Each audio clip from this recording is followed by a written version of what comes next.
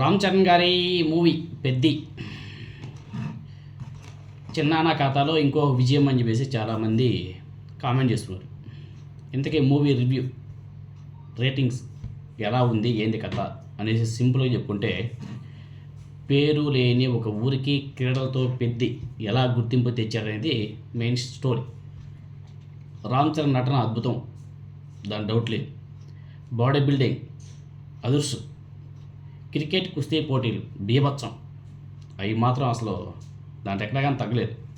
ఇంకోటి ఏమంటే, రామ్ చరణ్ గారి నటన అయితే ఇంకా రంగస్థలంలో ఏ విధంగా అయితే యాక్టింగ్ చేశాడో దానికి మించి చేశాడు అనేసి కూడా చెప్పుకోవాలి.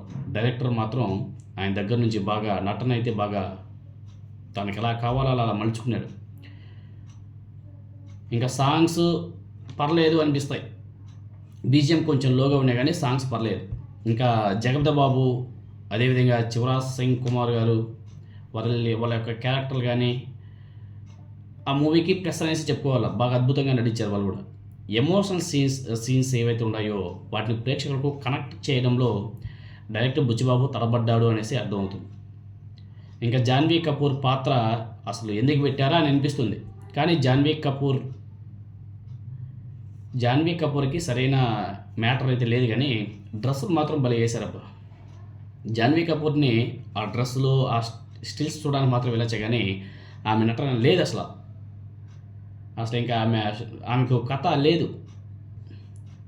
ఇంకా సెకండ్ హాఫ్ సాగదీత అలా అనిపిస్తాయి, సాగదీతలాగా అనిపిస్తాయి. ఎందుకంటే సీను ఎలా ఉంటుందంటే నెక్స్ట్ ఏం జరుగుతుందో తెలిసిపోతుంది. సినిమా అంటే ఎలా ఉండాలంటే క్లైమాక్స్ వరకు ఏం జరుగుతుందా అనేసి ఒక సర్ప్రైజింగ్ ఉండదు, కానీ ఈ సినిమాలో అలా ఉండదు. నెక్స్ట్ ఏం జరగబోతుందో కూడా చూస్తుంటేనే అర్థమైపోతుంది. ఆ కొంచెం ఆ స్టోరీ అనేది అలా ఉంటుంది, ముందుగానే తెలిసిపోతుంది. అది కొంచెం బోరింగ్గా ఉంటుంది ఆ సినిమా చూసే వాళ్ళకంతా కూడా. ఫైనల్గా అయితే మూవీ రివ్యూ రేటింగ్ అయితే 2.75 ఇచ్చారు. సోషల్ మీడియాలో కూడా బాగానే వైరల్ అవుతుంది, 5కి 2.75. కానీ ఆ మూవీని చూడాలి, ఆ మూవీ ఆడాలి అంటే ఓన్లీ రామ్ చరణ్ గారి నటన ద్వారానే. రామ్ చరణ్ గారి యాక్టింగ్ మాత్రం పీక్. ఆ యాక్టింగ్ చూడడానికి వెళ్ళొచ్చు సినిమాకి, అంతేగాని మిగతావన్నీ కూడా సింపుల్గానే ఉంటాయి, పెద్దగా ఉండవు.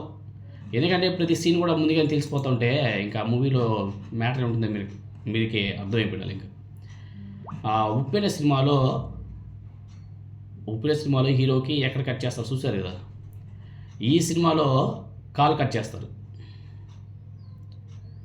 అందుకే కామెంట్స్ కూడా వస్తున్నాయి, ఉప్పెనలో కాయ కచోడి అయితే పెద్దిలో కాలు కచోడి, బుచ్చిబాబు గారు ఏంది ఇది అని చెప్పేసి కూడా కామెంట్ చేస్తున్నారు.